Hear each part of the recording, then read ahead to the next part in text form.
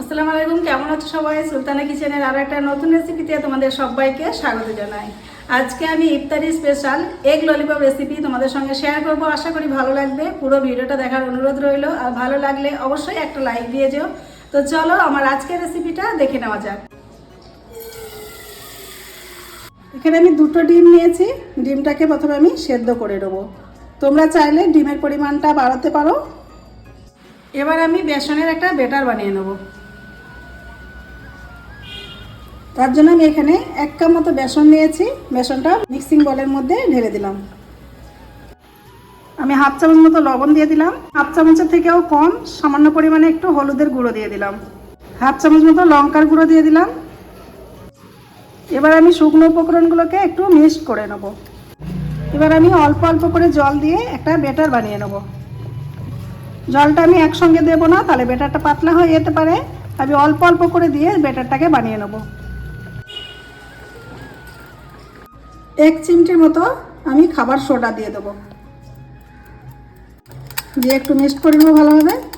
এটা সবার শেষে যখন পকোড়াটা ভাজতে যাওয়া হবে সেই টাইমেই দিতে হবে, প্রথমে দিলে কিন্তু হবে না এটা।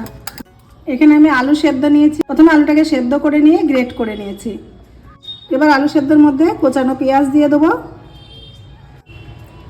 কুচিয়ে রাখা কাঁচা লঙ্কা দিয়ে দেবো, আর 1 চামচ মতো ধনেপাতা কুচি দিয়ে দেবো। স্বাদ অনুযায়ী লবণ দিয়ে দেবো। 1/2 চামচ মতো গরম মশলা দিয়ে দেবো।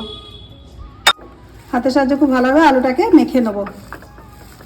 ডিমটা সেদ্ধ হয়ে গেছে, দিয়ে খোসাটাকে ভালোভাবে ছিলে নিয়েছি। এবার আমি একটা চাকুর সাহায্যে এটাকে স্লাইস করে কেটে নেব।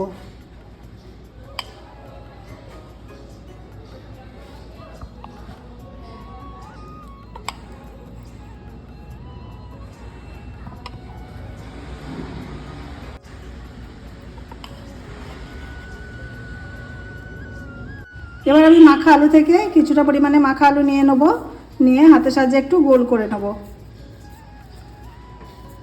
দিয়ে একটু চ্যাপটা করে নেব।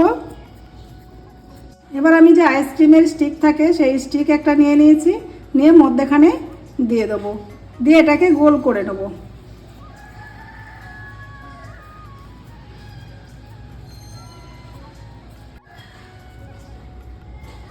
এরকম ললিপপের মতো আমি গড়ে নেব। এবার এর উপরে আমি একটু টমেটো সস লাগিয়ে নেব।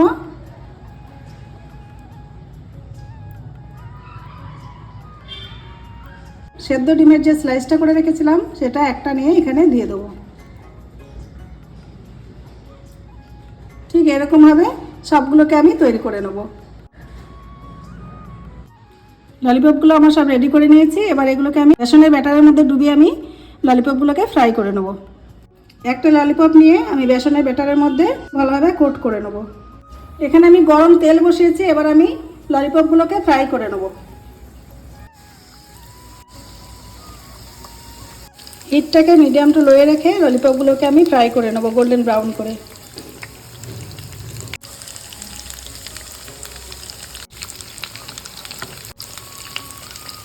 ললিপপগুলো ফ্রাই করা হয়ে গেছে, আমি এবার তুলে রাখবো। তো আমার আজকের এগ ললিপপের রেসিপিটা তোমাদের কেমন লেগেছে কমেন্টে জানাতে ভুলো না, আর ভালো লাগলে একটা লাইক অবশ্যই দিয়ে যেও।